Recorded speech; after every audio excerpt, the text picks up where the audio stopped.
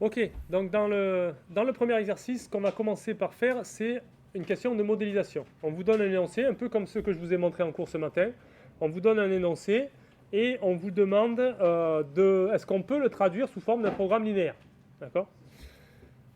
Alors dans cet énoncé, est-ce que vous avez, moi je vous ai dit, vous vous rappelez le conseil que je vous ai donné ce matin en cours, cherchez, donc il faut identifier les contraintes, la fonction objectif. Mais moi je veux dire en fait le premier truc qui est un peu sous-entendu mais qui est plus important, à mon avis, c'est pas chercher, ouais c'est les variables. Déjà voir quelles sont les variables du problème, sur quoi on va jouer pour maximiser un truc. Donc là dans l'énoncé c'est quoi les variables? Exactement. Donc je vais prendre un nom de variable pour chacun des deux. Nombre de kilomètres de câbles de 5 et x2 par exemple ce sera le nombre de kilomètres de câbles de 10 mm.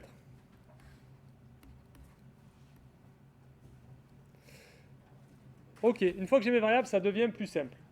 On va lire toutes les contraintes qu'il y a et ce que je cherche à maximiser. Alors ce que je cherche à maximiser, c'est quoi? C'est le premier truc qui est exprimé. Moi, ce que je veux, c'est maximiser mon bénéfice. Ok? Et j'ai un bénéfice de 2 euros par mètre, c'est-à-dire 2 kg euros au kilomètre pour le câble de 5 et 7 kg euros au kilomètre pour le câble de 10. Donc si je produis x1 de 5 et x2 de câble de 10, mon bénéfice, ça va être 2x1 plus 7x2. Ok. Ça, ce que je veux, c'est ça que je veux maximiser, d'accord? Donc moi, je veux maximiser mon bénéfice qui s'exprime comme ça. Comme une combinaison linéaire de mes variables. Ça part bien, ça ressemble à un programme linéaire jusque-là. Les contraintes qu'on me donne, est-ce qu'elles sont linéaires? Oui. Du coup, au niveau des unités, comme l'euro c'est au mètre et x1 c'est en kilomètres, Oui, alors faut... ouais, faut que ce soit cohérent. Donc là, moi j'ai décidé de l'exprimer en kilo euros. Donc ça, le bénéfice, ce sera le bénéfice en kilo euros. Sachant que je gagne 2 kg euros au kilomètre. 2 euros au mètre, 2 kg euros au kilomètre. Okay, mais oui, tu as raison, il y a un petit truc en plus avec les unités là.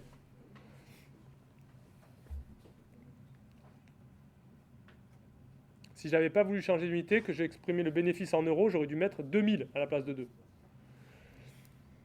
Ou alors j'aurais dû décider que x1 n'était pas le nombre de kilomètres mais le nombre de mètres. Mais ça va pas être très pratique parce qu'après tout est en kilomètres dans les contraintes. Alors justement, qu'est-ce que c'est les contraintes? C'est que le cuivre dont dispose l'usine, ça me permet de produire 20 km de câble de 5. Donc il y a une contrainte sur la finitude. Alors elles sont un petit peu rigolotes les contraintes, c'est pour ça qu'il est intéressant cet exo. Elles ne sont pas directes à exprimer. Et on me dit, parce qu'on me dit pas, on me dit je peux faire, on me dit uniquement je peux faire combien de câbles de 5. Mais moi je veux faire du câble de 5 et de 10. Donc il faut que j'ai une contrainte qui englobe les deux. Mais on me dit le câble de 10, ça demande 4 fois plus de ça demande 4 fois plus de matière, 4 fois plus de cuivre. Du coup, comment je peux l'exprimer ma contrainte? X1, ouais, plus 4 fois ce que je produis de câble de 5, plus 4 fois ce que je produis de câble de 10. Ça, c'est mon équivalent en matière en câble de 5. Puisqu'un câble de 10, ça me coûte 4 fois plus de produire du câble de 10. Et ça ne doit pas dépasser, on a dit, 20 km. Si je parle en équivalent câble de 5, je multiplie par 4 la quantité de câble de 10 que je fais parce qu'elle coûte 4 fois plus de matière. Okay. Dans la vraie vie, c'est vrai ça que faire du câble de 10, ça coûte 4 fois plus de cuivre que de faire du câble de 5?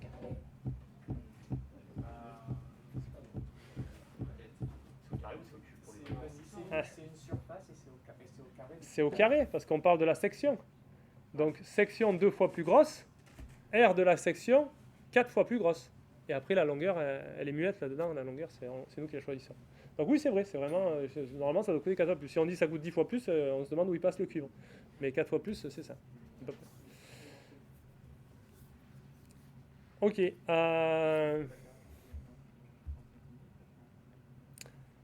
Du coup, ok, on a notre première contrainte sur la quantité de cuivre disponible. Est-ce qu'il y a d'autres trucs? Oui, pour des raisons de demande, la production hebdomadaire de câbles de 5, donc tout ça, ce qu'on calcule, c'est sur une semaine.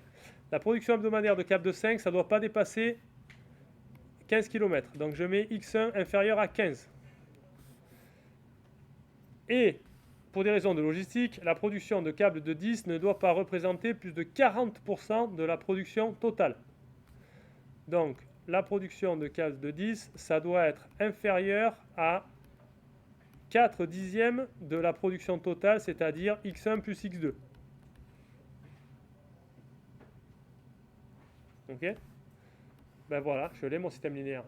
Là, j'ai exprimé toutes les contraintes. Oui? On a le droit de mettre des variables à droite de l'équation. Non. Comme c'est moi qui fais le cours, j'ai tous les droits. Non, ça c'est le sens de bonne remarque, c'est le sens de la deuxième question. Mettez-le en forme standard. Ça, c'est pas en standard. Donc la contrainte, elle est toujours linéaire. Si tu veux, ce qui compte, c'est que tu n'aies pas des carrés, des racines carrées ou des trucs au diviseur dans tes variables. Mais c'est pas en forme standard. Et on va le mettre en forme standard. Et alors il se trouve que c'est le seul défaut par rapport à la forme standard. C'est pour ça que c'est très simple ici de retomber sur la forme standard. Il faut faire ça. Il faut renvoyer tout le monde à gauche et laisser un truc constant à droite. Alors comment on fait pour copier ça? Je ne m'en rappelle plus. Copier ce truc là. Je vais faire page. New page after. Voilà. Ok, donc il est là notre programme linéaire.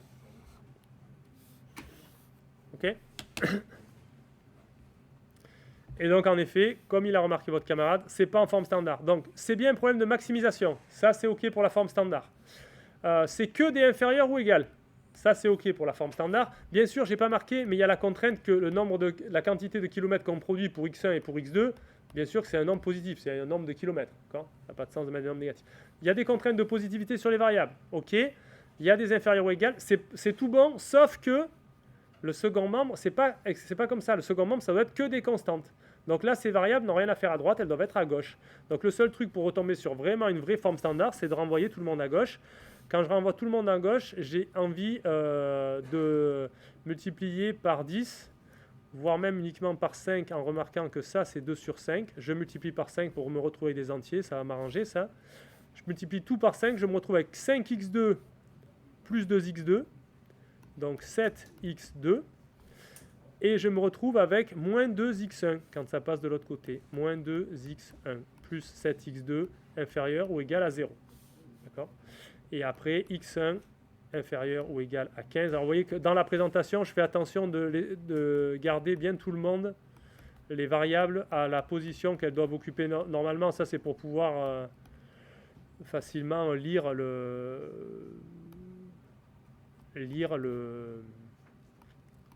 la formulation matricielle, ok? Chaque variable correspond à sa place sur une colonne. Donc ça, c'est les x1, ici, c'est les x2. Dans la deuxième équation, il n'y a pas de x2. Bon, ok, voilà, ça, c'est la forme standard. Oui?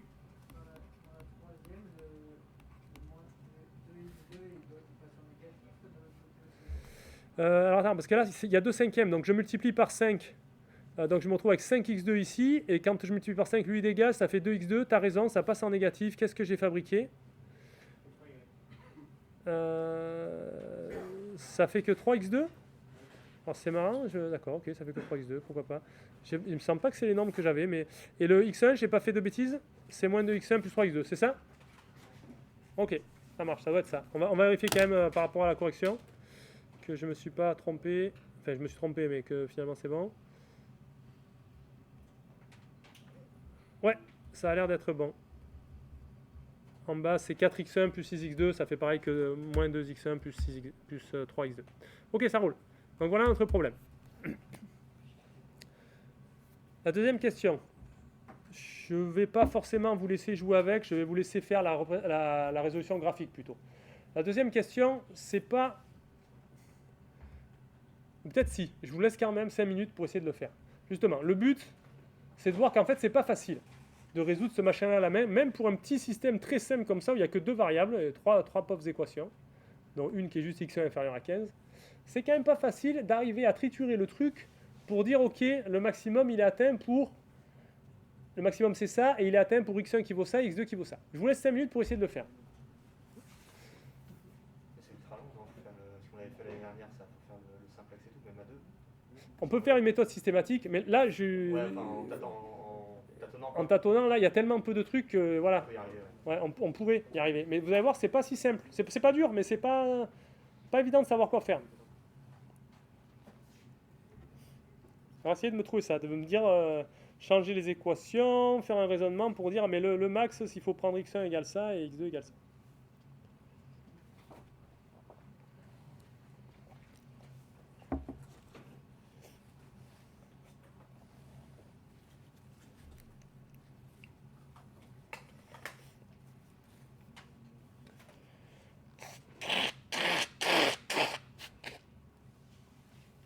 Ça, c'est pour l'ambiance sonore de l'enregistrement.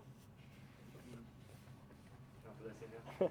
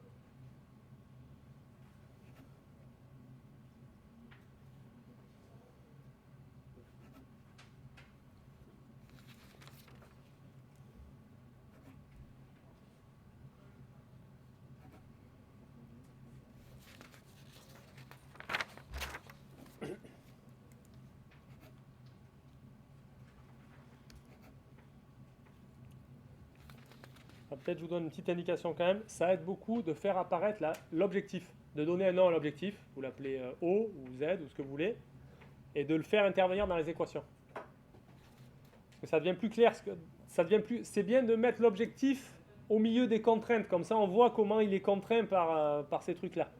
Et on voit comment on peut espérer le prendre le plus grand possible.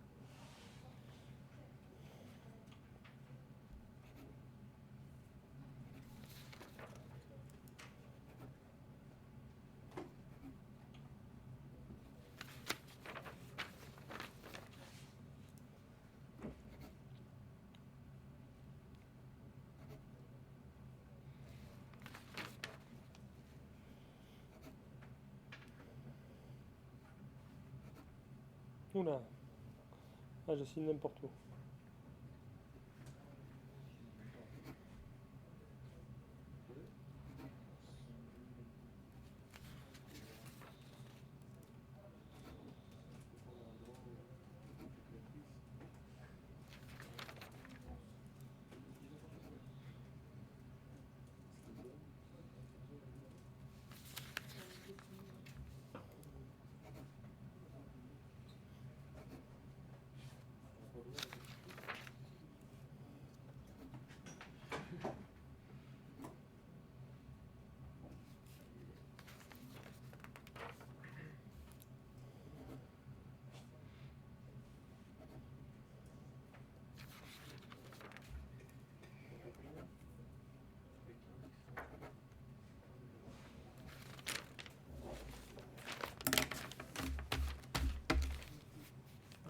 Faites repasser.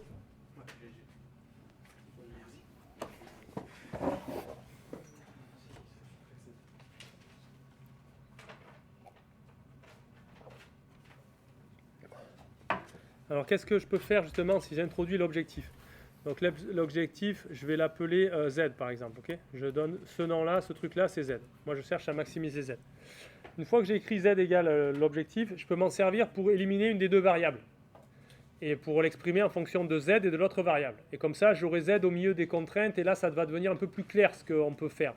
Parce que c'est un peu bizarre, sinon il y a l'indirection. Je cherche à maximiser un truc selon certaines contraintes qui ne sont pas exprimées en fonction du truc.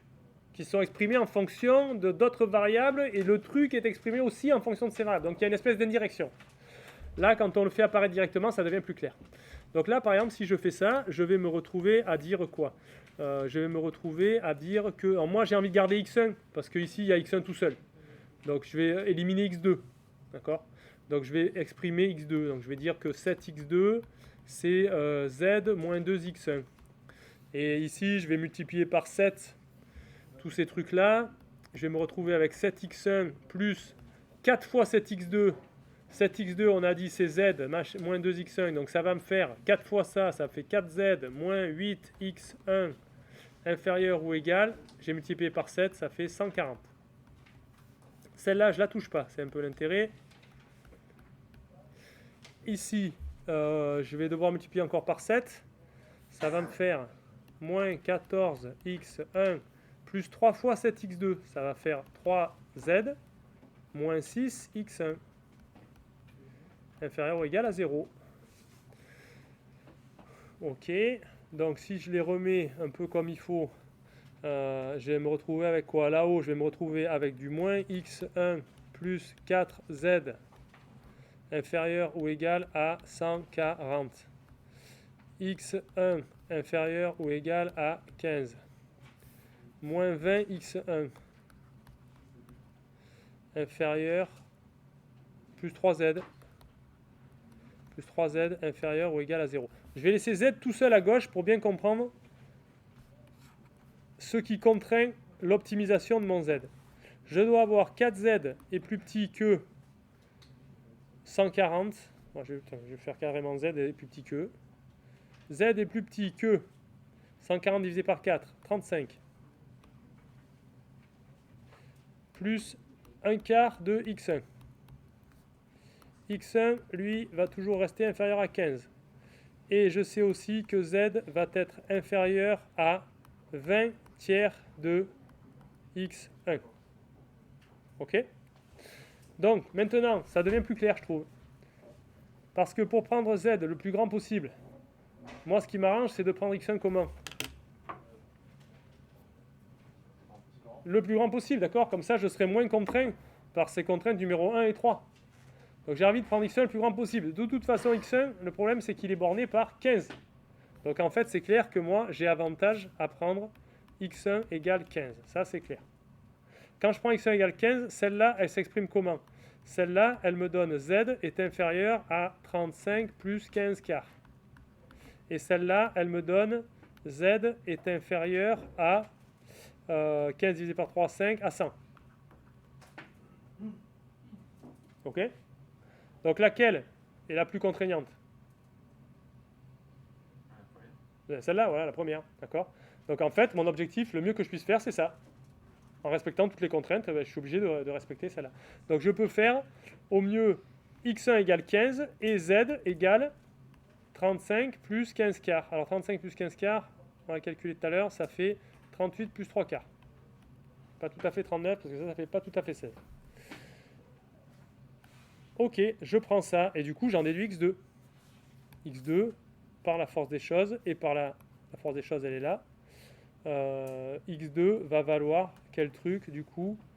x2 va valoir... Oh là là, c'est pas beau x2. 5 quarts, comment tu fais pour trouver ça? Le divisé par 7 te gêne pas trop alors? Ah non, mais j'avais trouvé d'une autre manière, mais j'avais le même résultat. x2, tu l'as trouvé où? En quelle équation? Non, mais ouais, non. Trouvé sur le moins 2x1 plus 3x2. Ah oui, t'as raison, ça c'est mieux ça déjà. Hein, on va prendre ça. Donc une fois qu'on a x1, je suis pas obligé de me servir de celle-là, je peux me servir de celle-là. Une fois que j'ai x1, je connais x2. Ah non, parce que c'est pas égal. Ah mais si, parce que... Non, c'est celle-là, tu es obligé de le faire par celle-là, parce que celle-là, elle est satisfaite à bloc. Les autres, non. Donc moi, je passerai plutôt par celle-là, a priori. Donc x1, vu que celle-là, en fait, on l'a satisfaite avec égalité, normalement, si je dis pas de bêtises, x1 plus 4x2 devrait exactement être égal à 20. Ok? Donc x1, on a pris 15, donc ça fait 4x2 égale à 5, et ça fait x2 égale 5 quarts. Ah, on a le droit de mettre. On travaille pas juste avec des entiers. Hein. Non, non, non. C'est, du coup, rappelez-moi, les x, c'est quoi? c'est des variables réelles qui doivent être positives. Ok, ouais, c'est pas le nombre de câbles. C'est les nombres de kilomètres. D'accord, ok. Hein, c'est fractionnaire. Ouais. Bon, c'est un peu n'importe quoi comment j'ai fait parce que j'aurais pas dû partir par une contrainte qui avait égalité.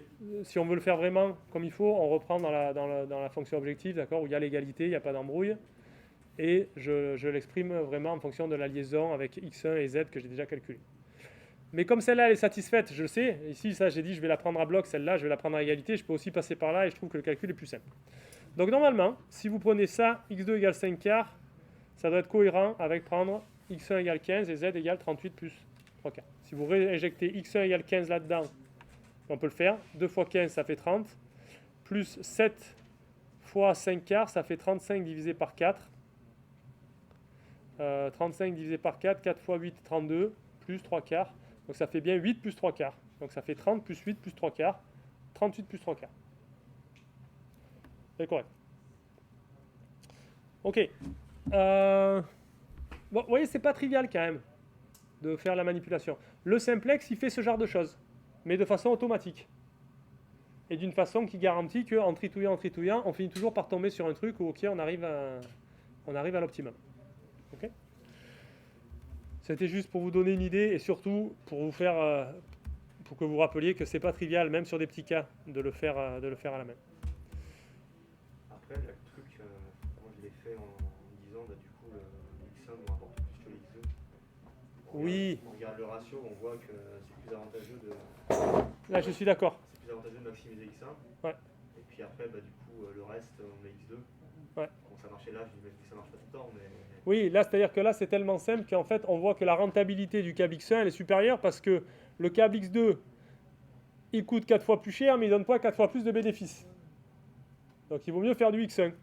Donc, en fait, si on met le X1 à bloc par rapport à ce qu'on nous demande, c'est-à-dire à 15, et après, le reste, on le fait en X2 par rapport à la quantité qui reste. Donc, c'est une façon de voir le truc. C'est pas toujours aussi simple. Alors, ce qui m'intéresse plus, c'est que vous le fassiez par la méthode graphique. Parce que celle-là, elle est systématique. Si c'est en 2D, en tout cas, ça marche toujours. Et il n'y a pas de difficulté à manipuler ces équations. Donc, est-ce que vous pouvez résoudre ce programme par la méthode graphique, faire la région des solutions admissibles et trouver ce qu'on doit maximiser, ça part dans quelle direction?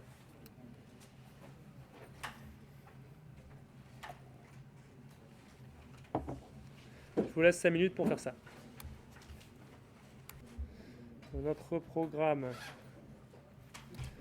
Finalement, on peut partir de cette expression, là, c'est la plus simple. Sauf que là, j'aurais pu prendre 2 et 3. C'est encore plus simple. Vous pouvez partir de cette expression. Il faut tracer les 3 droites, ABC. Donc vous faites un dessin. Vous savez que vous êtes à x1, x2 positif, donc vous jouez dans le premier cadran. Vous faites les 3 droites, ABC. D'accord. A, elle est là, peut-être. B, elle est là. Puis C, elle est comme ça, je sais pas. Vous regardez de quel côté se trouvent pour chaque droite les solutions admissibles. Est-ce que c'est à gauche ou à droite? Ici, en haut, en bas, etc. Et du coup, vous assurez les mauvaises parties. Et vous devez trouver la zone des solutions admissibles. Après, vous tracez la fonction objectif. Objectif égale constante. Et vous déterminez dans quelle direction vous maximisez. Soit c'est par là, soit c'est par là. Et du coup, on verra lequel de ces 3 points est notre maximum. Normalement, ça doit faire un triangle, ce truc. Peut-être pas, mais... peut-être pas parce qu'il y a aussi le x1 positif et tout, donc c'est pas forcément un triangle. Ça peut, vous pouvez tomber sur quelque chose comme ça. Quoi? Oui, c'est là, t'as raison, c'est encore au tableau.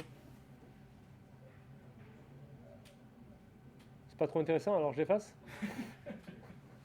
Je l'efface, on le refera ensemble.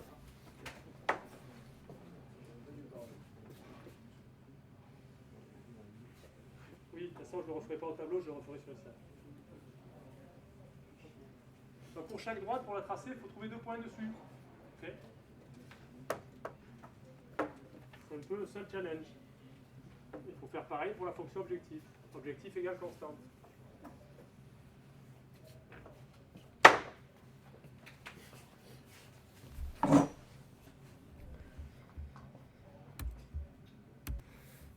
Pour chaque droite, ce que je veux, c'est 2 points. Donc pour celle-là, par exemple, si je prends x1 égale à 0, x2 vaut 5.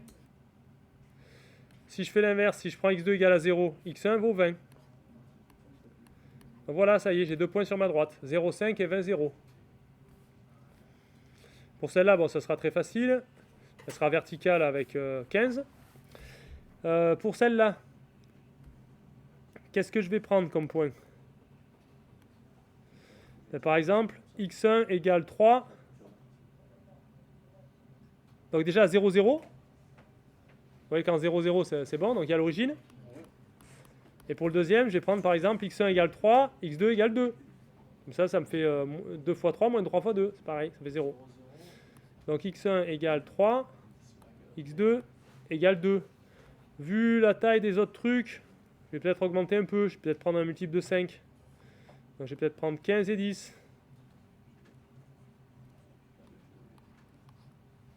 Ok. 2 fois 15, 30. 3 fois 10, 30. 30 moins 30, 0. Je vais copier ça.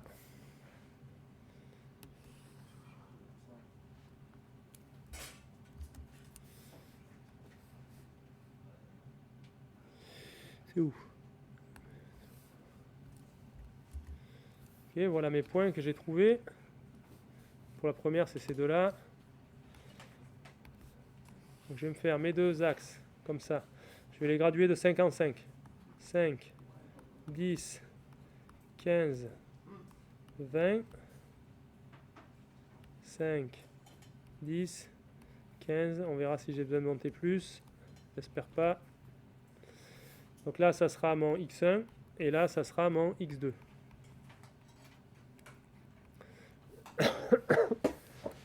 « 0, 5. C'est celui-là.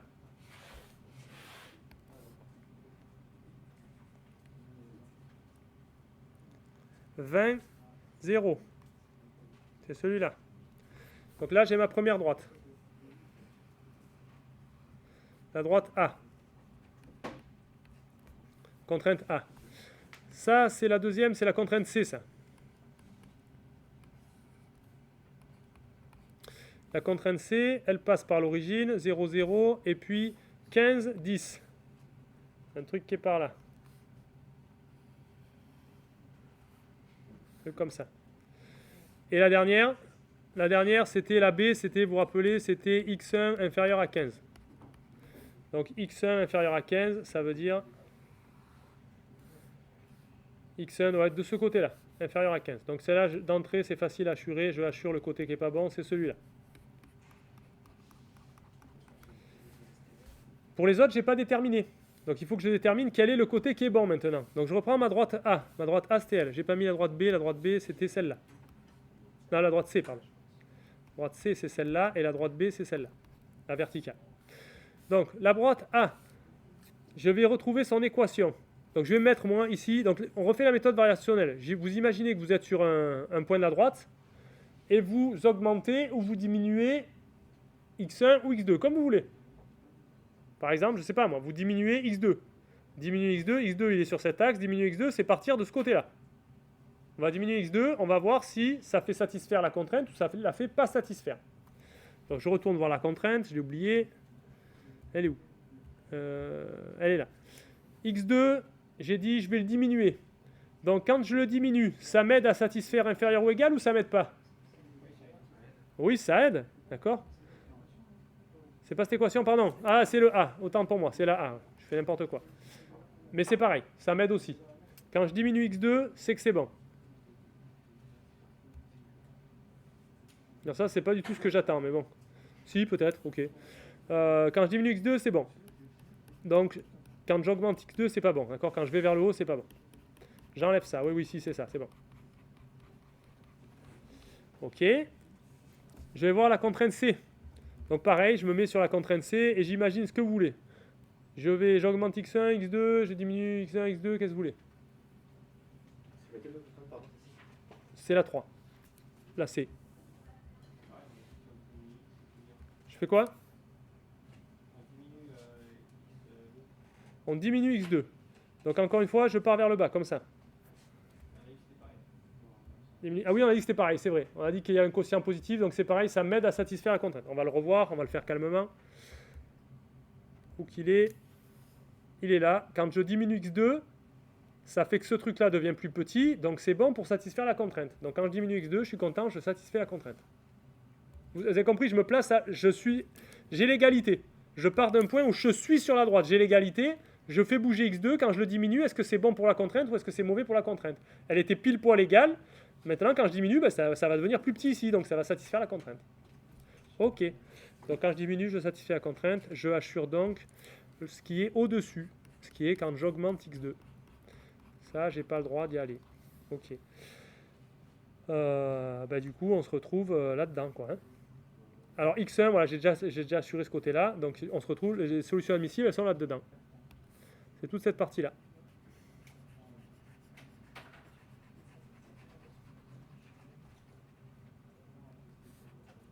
Ok? Solution admissible.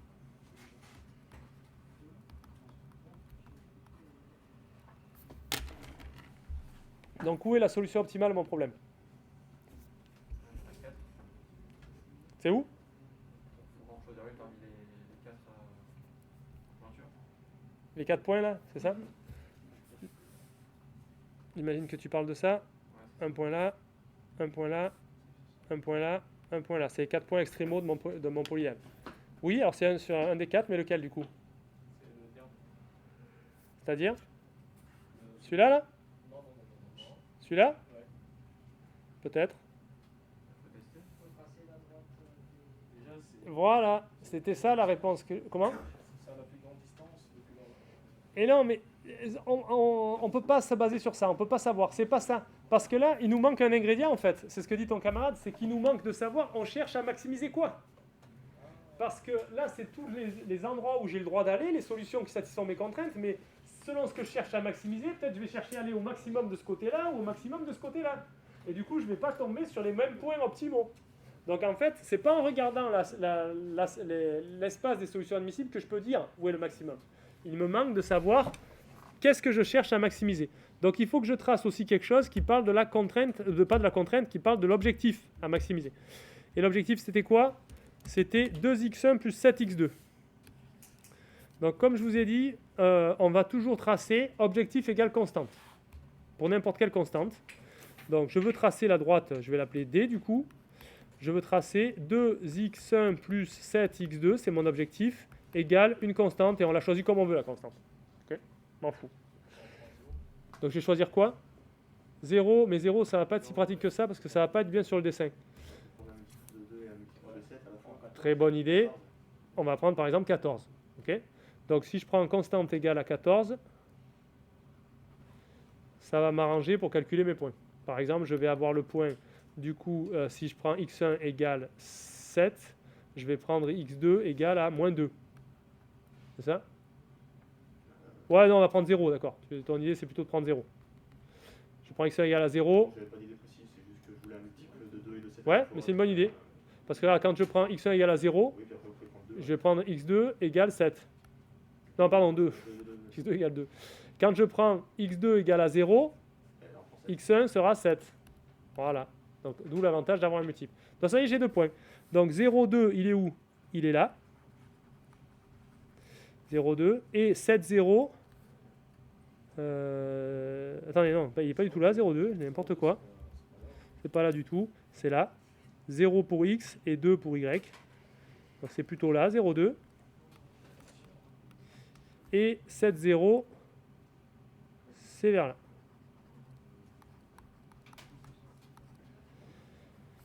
Donc ma fonction objectif égale constante. Objectif égale constante, ça ressemble à ça. Donc ça, c'est objectif égale 14.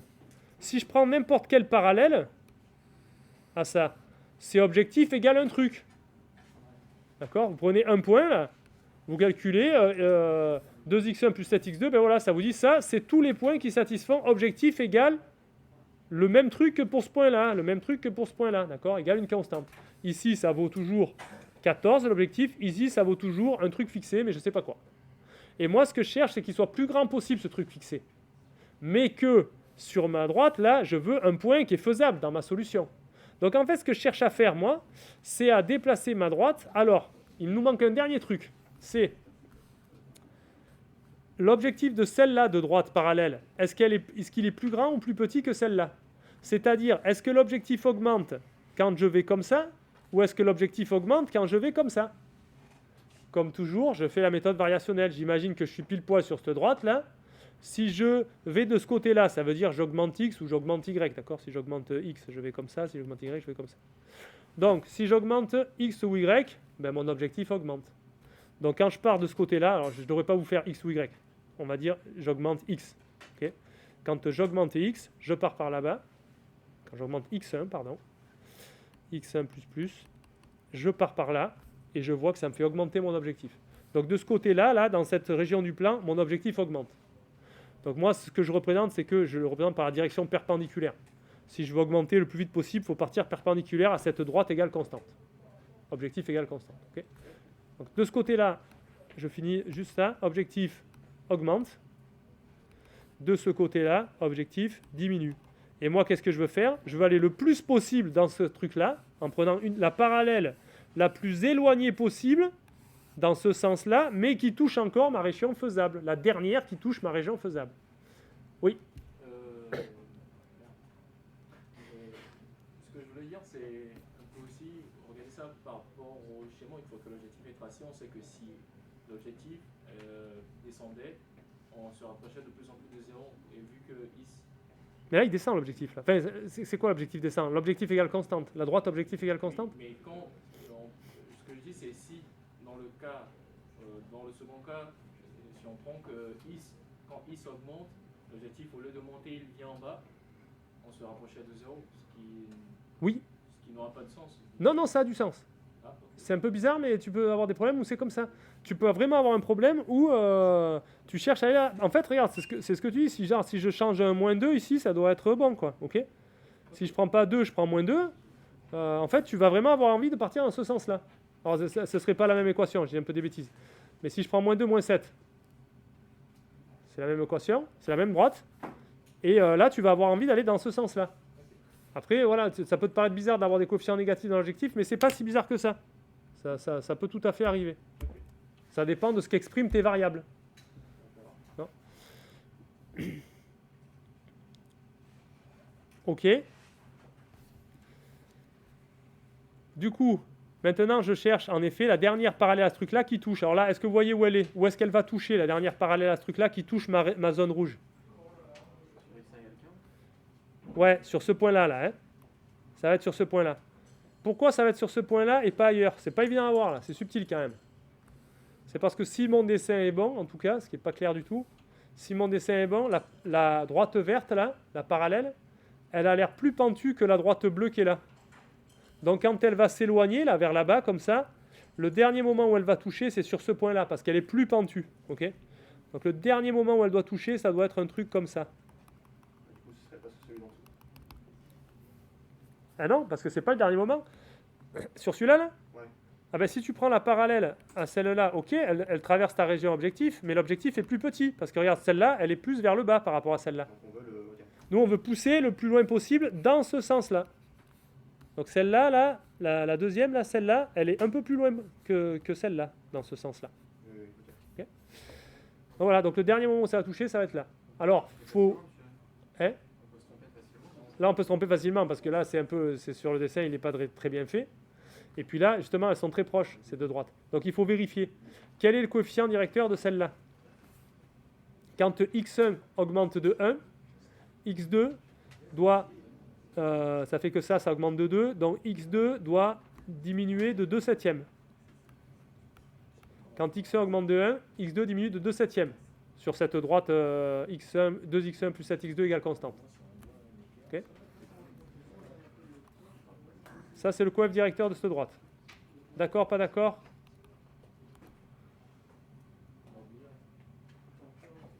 C'est la pente. La pente, c'est comme ça. C'est-à-dire quand j'avance de 1, je monte ou je descends de combien sur la droite? Donc là, si j'avance de 1, je fais x1 plus 1. J'ai gagné 2 ici. Si je veux rester machin égale constante, il faut qu'ici, je perde 2/7. Comme ça, 7 fois 2/7, ça me fait encore 2 de perte. J'ai gagné 2 ici, j'ai perdu 2 ici, je reste constant.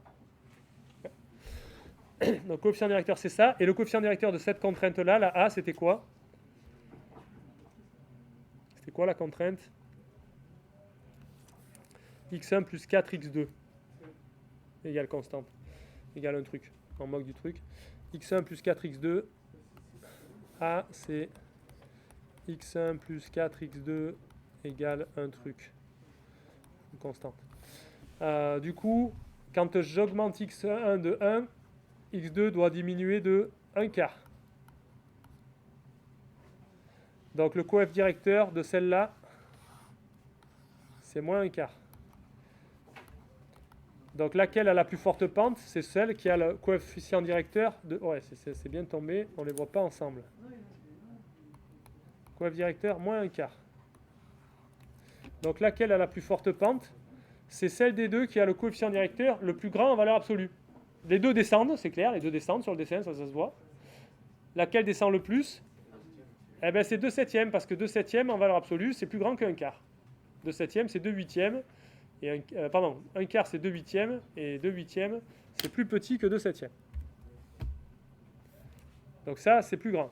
Okay, 2/7 est plus grand que 1 quart. Donc c'est celle-là qui descend le plus, et on avait raison, du coup, elle va toucher là. Si, et c'est la question d'après, si je voulais que ma solution optimale... Donc là, il n'y en a qu'une de solution optimale, hein, c'est ce point, basta. Il n'y a qu'un point où elle touche à la fin quand elle s'éloigne. C'est sur ce truc-là. Si je voulais que ça soit un autre point, je veux garder que le bénéfice est positif.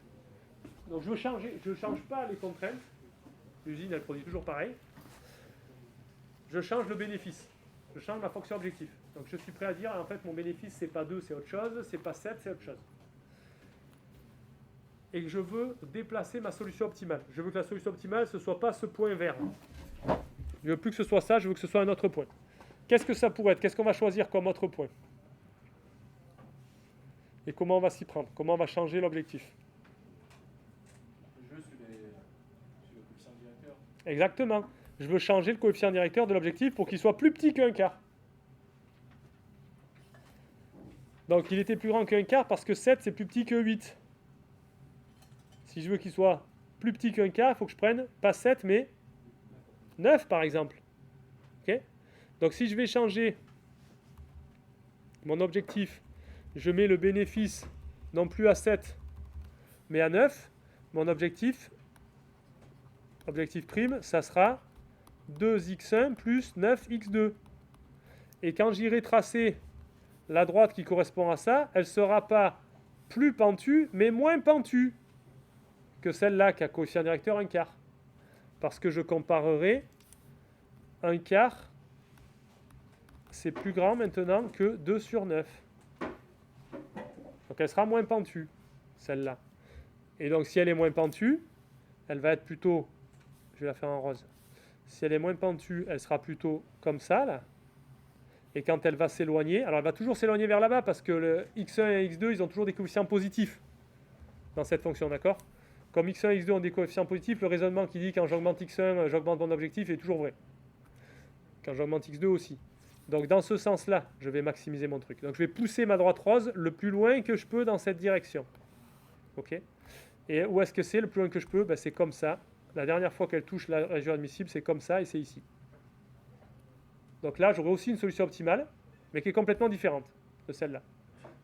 Donc c'est assez rigolo parce que juste en changeant le bénéfice qu'on fait sur un truc ou pas, on va avoir envie de complètement changer la production. Ici, je produis 15 de x1, ici, j'en produis plus que 5. Donc c'est un peu sensible quand même ce truc-là. Oui. C'est possible que l'optimisation soit pas en fonction de tous les paramètres, de toutes les variables. Qu'est-ce que tu veux dire? Je n'ai pas compris. C'est possible que notre objectif soit juste en fonction de x1 ou juste en fonction Oui, de x2. c'est possible, ouais.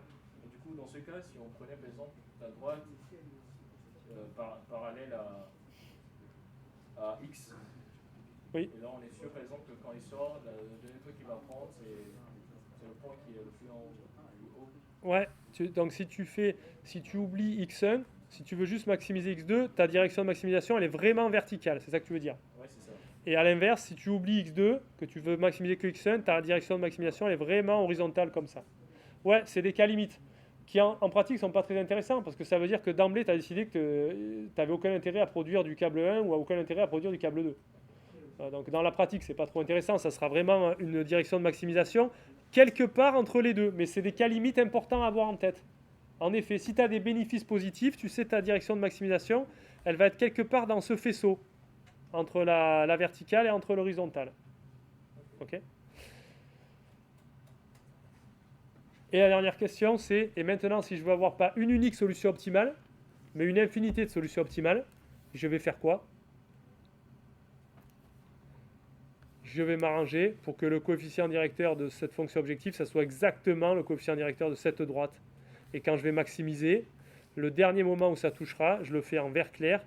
Et du coup, si j'obtiens un truc qui est exactement parallèle à cette droite-là, quand je vais maximiser, le dernier moment où ça se touchera, ça sera sur tout ce segment. Et toutes mes solutions optimales, ça sera ça. Et pour ça, une façon de faire, on ne va pas faire de suspense, c'est de prendre objectif seconde égale 2x1 plus combien de x2 ? Avec 7, c'est plus pentu, avec 9, c'est moins pentu. Si je veux pareil, c'est avec 8, comme ça, j'aurai pile pas le moins un quart. Plus 8x2. Ok ? Dans ce cas-là, les deux coefficients directeurs seront égaux, c'est-à-dire la fonction objectif, elle est parallèle à une des contraintes. Et du coup, quand je vais pousser au maximum mon objectif par là-bas, le dernier moment où je touche, c'est sur toute la droite, sur tout le segment là, défini par cette contrainte dans les solutions admissibles. Ça veut dire quoi ? Ça veut dire que je peux produire comme ça, que je peux produire comme ça, que je peux produire n'importe où au milieu. L'objectif est le même. L'objectif réalisé, le bénéfice, c'est le même. Donc ça, c'est intéressant. Ça veut dire que j'ai beaucoup de latitude dans ma production. Alors que dans les autres cas, non. Il faut que je produise soit x1 à bloc, soit x2 à bloc.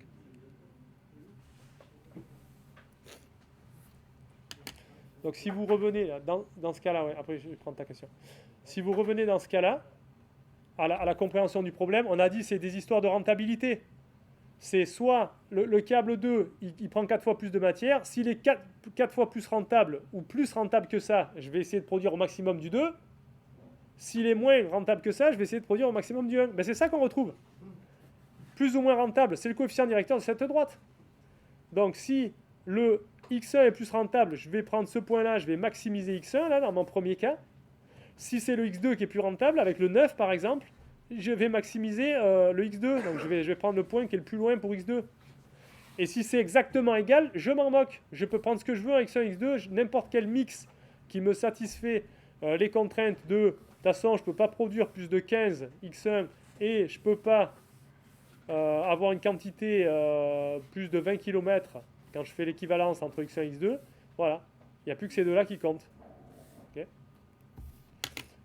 Ok. Oula, l'heure tourne. Passons à l'exercice suivant, sauf si vous avez des questions. Tu avais une question ? Non, juste regarder l'objectif second et l'objectif. Voilà. Donc c'est bon, tu es au clair avec ça ? Oui. Nickel. Du coup, on passe à l'exercice 2. L'exercice 2, c'est justement faire des résolutions graphiques. Donc dans la solution, vous avez des résolutions graphiques là qui reprennent ce que j'ai fait un petit peu salement. Vous avez ça un petit peu proprement dans la solution qui vous est donnée en ligne.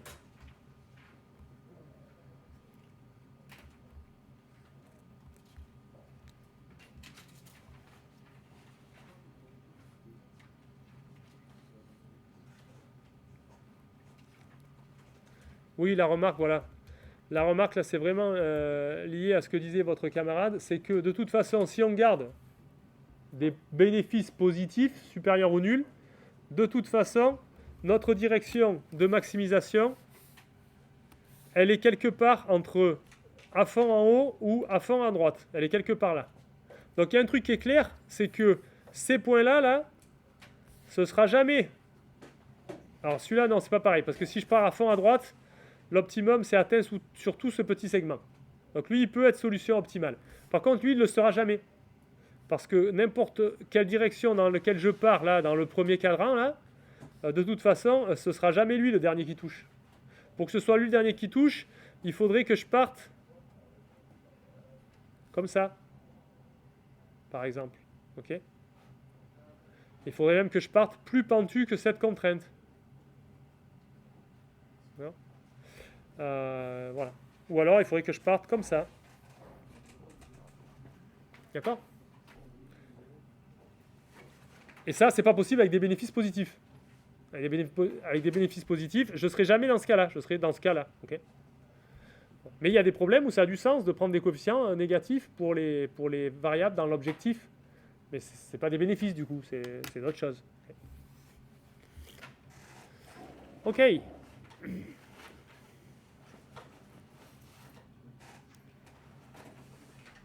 Alors, pour le deuxième exercice, on va considérer 3 problèmes linéaires, ces 3-là, et on va les résoudre par la méthode graphique. Regardez, un truc que je vous montre, c'est que le deuxième et le troisième, les contraintes,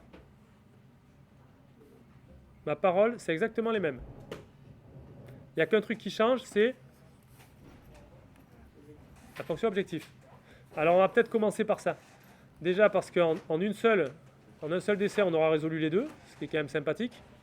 Et puis, je vais vous montrer justement ce que ça change de changer l'objectif et qu'on peut se retrouver dans des cas de figure complètement différents.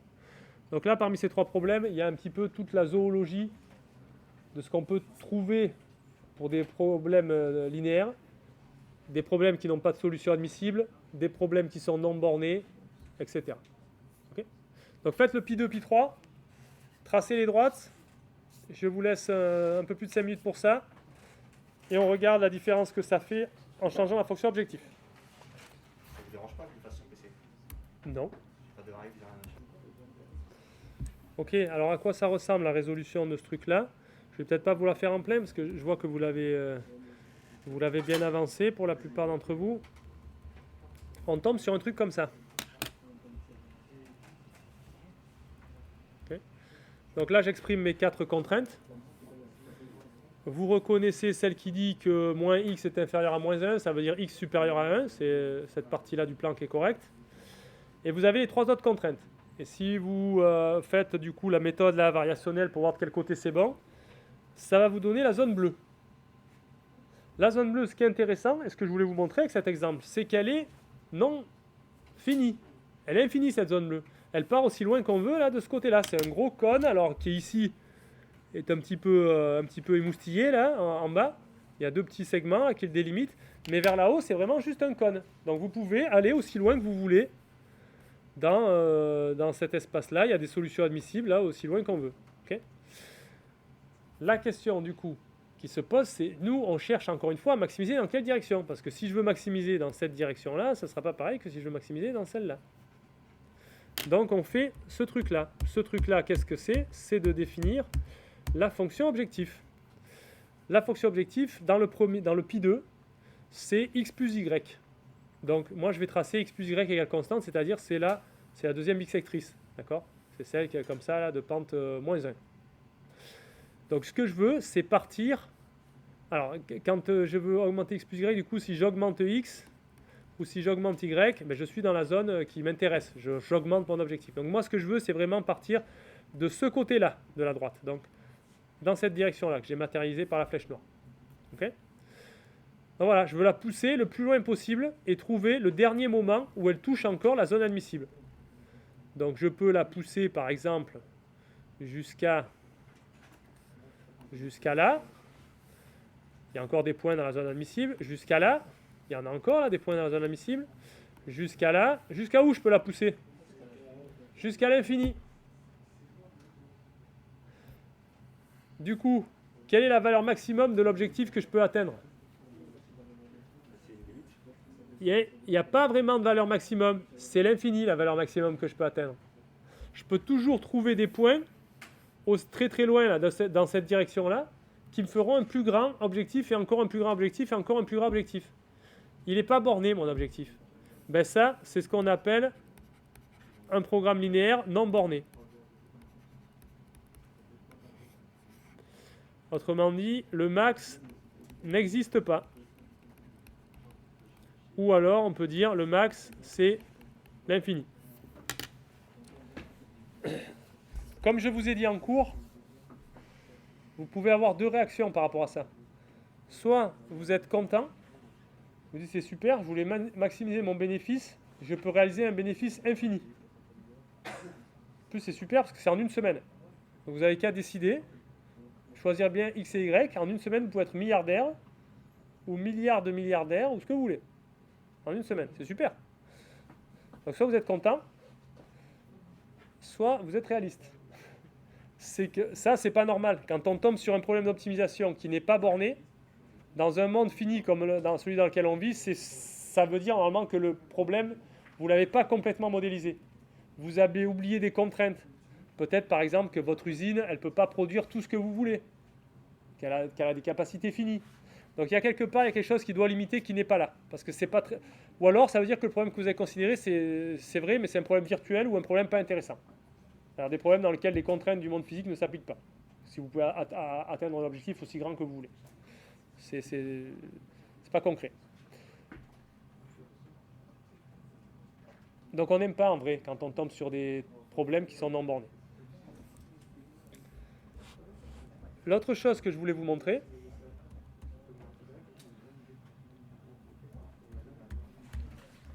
est-ce que vous êtes OK avec ça ou pas? Du coup, pour le premier, par contre, on parlait bien de celui-ci. Hein. Non, on ne parlait pas de celui-là. Ah, d'accord. Là, j'ai fait pi 2. Là. J'ai fait pi 2 et maintenant je vais faire pi 3.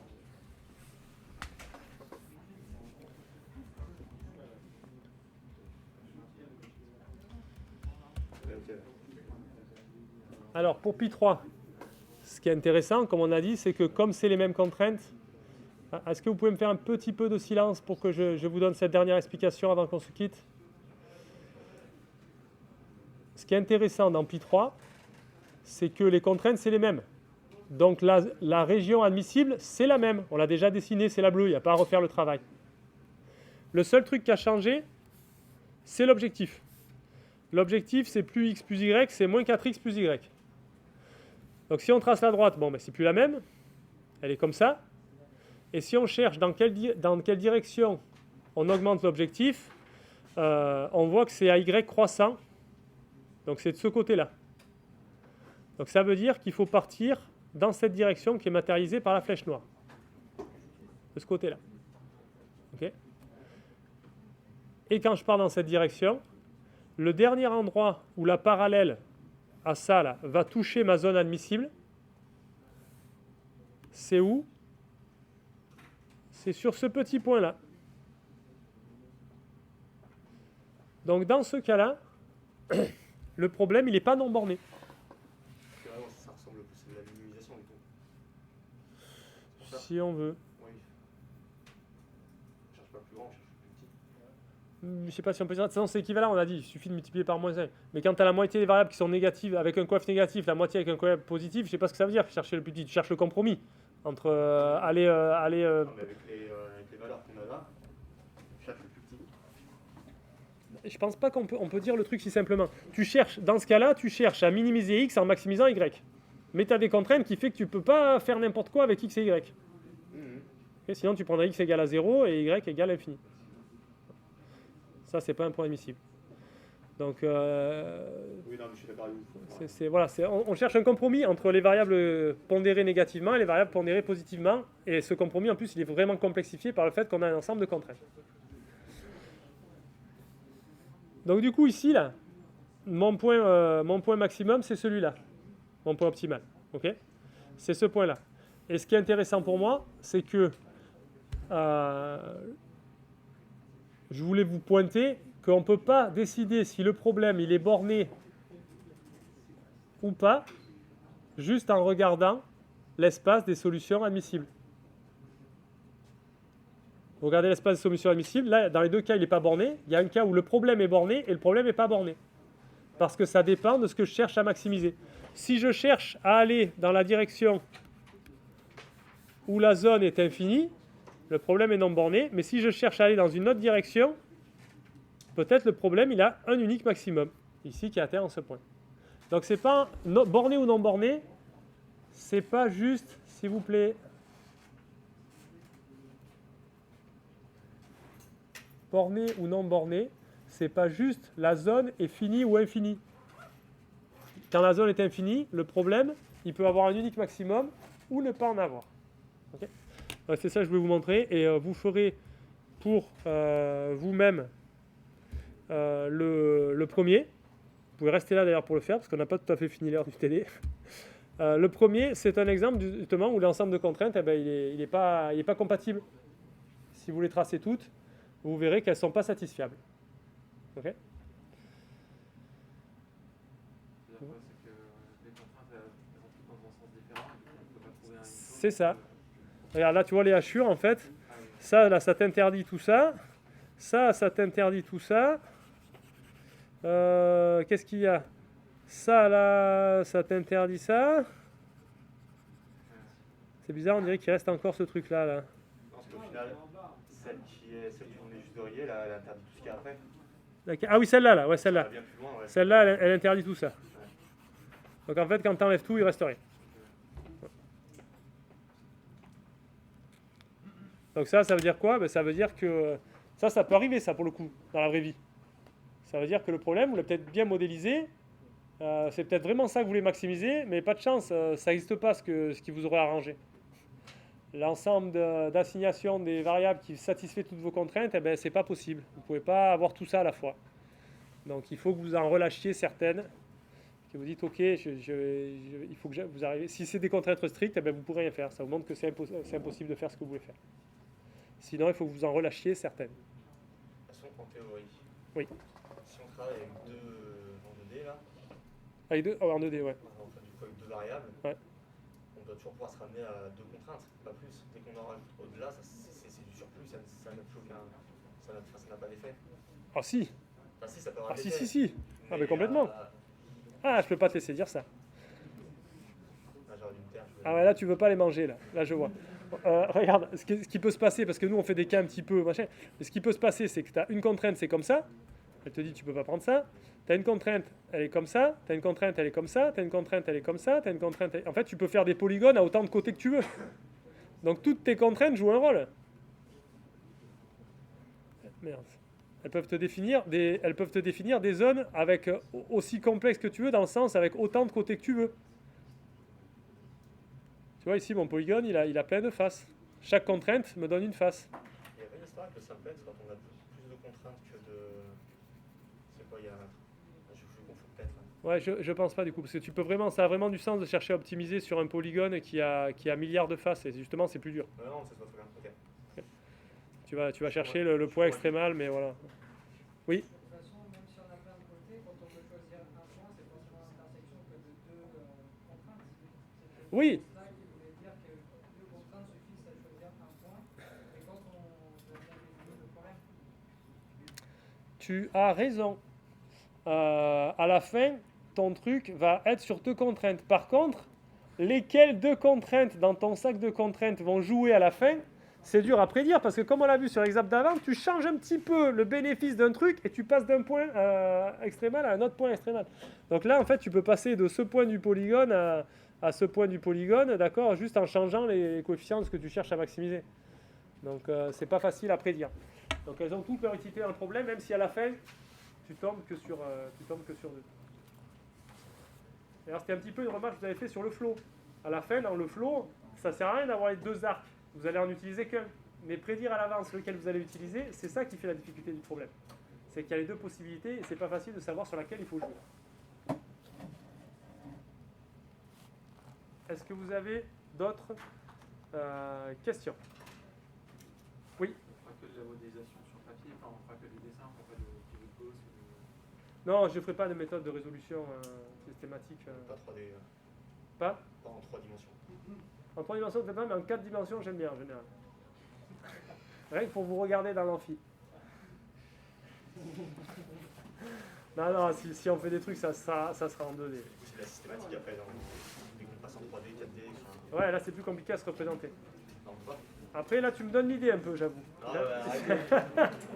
Peut-être si je prends des contraintes simples, peut-être ça se représente en 3D. Je peux peut-être venir vous chercher sur ce terrain-là. J'ai assez de trucs comme ça. Je peux voir, merci. Je donnerai ton nom à la question si j'en ai une. D'accord ?